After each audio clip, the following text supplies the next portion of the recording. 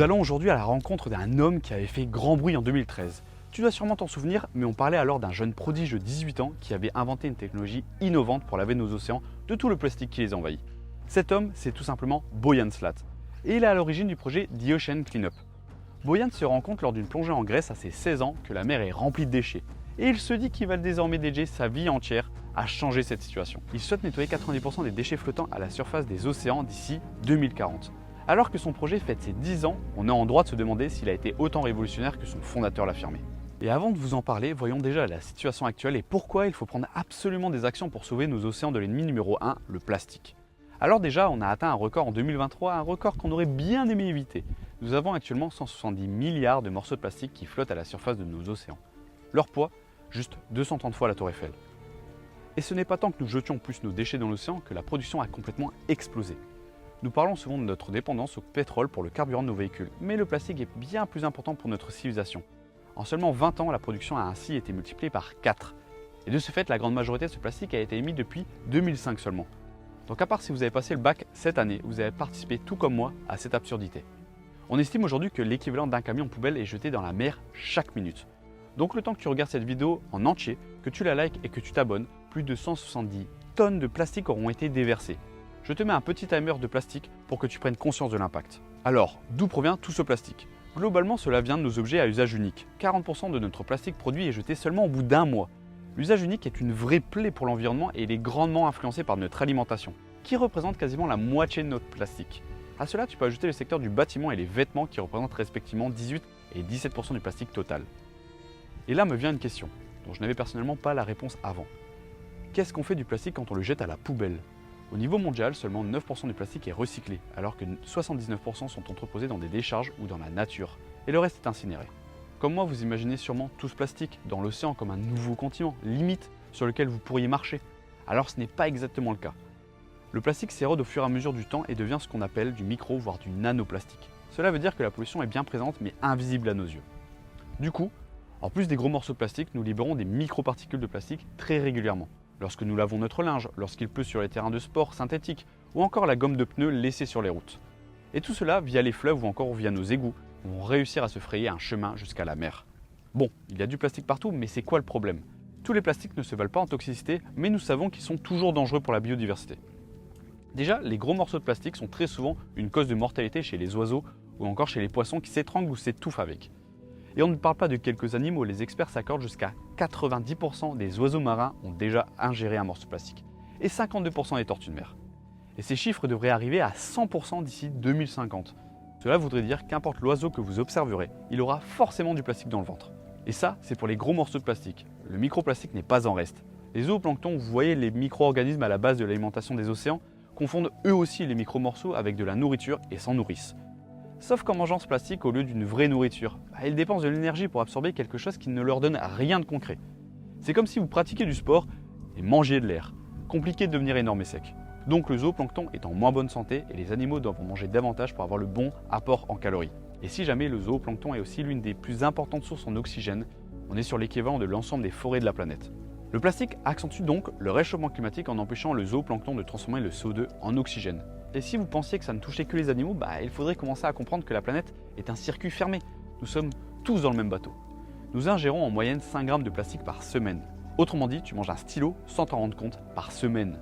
Et si vous viviez jusqu'à 80 ans, ce que je vous souhaite, vous aurez mangé 20 kg de plastique tout au long de votre vie. Et j'ai calculé, c'est l'équivalent du Titanic de Lego.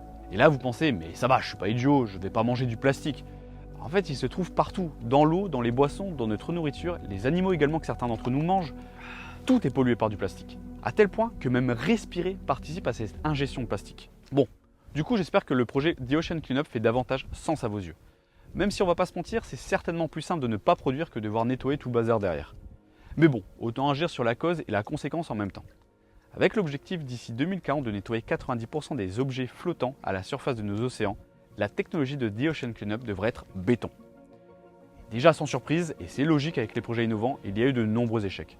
À tel point que ce bon vieux Boyan Slat parle d'opportunités non prévues d'apprentissage pour parler de ses erreurs. Le premier vrai prototype est lancé en 2018, soit 5 ans après le lancement du projet. Son petit nom est Système 001. C'est un filet long de 600 mètres et de 3 mètres de hauteur, qui flotte grâce à une immense bouée. Et le petit souci, c'est qu'avec les courants très forts de l'océan Pacifique, le filet a fini par se déchirer. L'année d'après, le système 001B naît. Mais sans trop épiloguer sur ses améliorations, il a connu exactement le même sort. Et le souci avec un filet qui se déchire, c'est que globalement, la technologie, elle ne sert à rien. Car tous les détritus accumulés jusqu'alors partent tranquillement continuer leur vie dans l'océan. Sans parler que les filets constituent déjà une énorme source de pollution de nos océans. En 2021, changement de conception. Au lieu de laisser un filet de manière passive dans l'océan, 2 bateaux vont tirer un filet long de 800 mètres pour capturer le plus rapidement et le plus efficacement le plastique. Son utilisation en 2022 a permis de capturer plus de 153 tonnes de plastique dans l'océan Pacifique. Le petit nom de cette technologie est système 002 ou Jenny. Et en 2023, où en est ce projet? Ils sont en train de réfléchir à un système 03 qui serait jusqu'à 3 fois plus grand que Jenny. Et en attendant, ils ont ajouté à la précédente version un compacteur de plastique embarqué afin de pouvoir emprisonner davantage de plastique. Déjà, vous devez certainement commencer à avoir une opinion sur ce projet. Personnellement, bien que je trouve l'idée louable, l'exécution ne l'est pas pour autant. Utiliser 2 bateaux pour ramasser des déchets en plastique, c'est un peu le serpent qui se mord la queue. Vous tentez de débarrasser les déchets laissés dans l'océan, mais vous en créez dans l'air en utilisant des bateaux. Également, on ne pense pas assez à cela, mais comment une telle utilisation de bateaux peut permettre à cette structure de continuer d'exister sans devoir faire appel aux dons constamment? En effet, entretenir des bateaux et les utiliser, cela coûte une certaine somme d'argent. Et on parle de 15 à 20 000 $ par jour. Alors que le plastique capturé n'a pas grande valeur ajoutée, autre que de nettoyer les océans.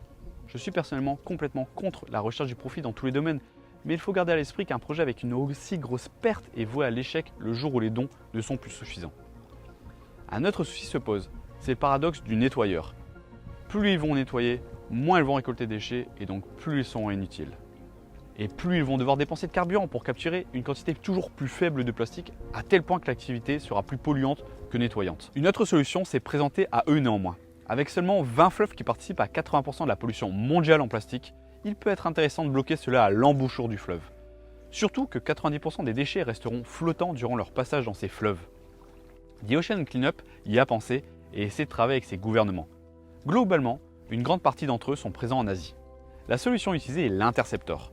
Cette technologie est capable d'extraire de l'eau 50 000 à 100 000 kg de plastique par jour. Et il ne se charge pas seulement des gros morceaux, son filet bloque même les microplastiques plus grands que 0,5 mm. Cette solution serait connectée à Internet et permettra en temps réel de connaître son taux de remplissage. Tu ajoutes à cela qu'il fonctionne de manière autonome et avec des panneaux solaires, et là clairement on a une solution qui n'a pas un coût économique exorbitant, qui ne pollue quasiment pas par sa conception et surtout qui est bien plus efficace. Il est déjà présent dans plusieurs lieux comme le canal Cengkareng à Jakarta ou encore le fleuve Klang en Malaisie. Bon, que retenir de tout cela? Ces technologies peuvent apparaître pour beaucoup de personnes comme une solution au problème et elles ne le sont pas. Elles sont plus des médicaments qui permettent de traiter un symptôme. Seulement 0,3% du plastique flotte à la surface des océans. Tout le reste est échoué sur les plages ou encore déposé dans les fonds marins. Le mal est donc beaucoup plus profond. C'est notre manière de consommer, de recycler et de polluer qu'il faut changer. Il faut éviter le plus possible de créer du déchet, éviter le plastique à usage unique et bien entendu, s'informer sur le tri. N'hésitez pas également à vous engager pour accroître la pression sur les autorités, pour mettre par exemple en place les consignes des bouteilles en plastique, comme en Allemagne. Comme dirait ma mère, laver c'est bien, mais ne pas salir à la maison, c'est mieux. Alors oui, ces technologies vont nous aider à réduire l'impact de ce que nous avons déjà fait, mais non, elles ne résoudront pas le problème de la pollution du plastique. Et si vous avez aimé cette vidéo, n'hésitez pas à liker, partager et vous abonner, cela m'aiderait grandement pour la transmission de mon message. Et à la prochaine pour des nouveaux projets écologiques.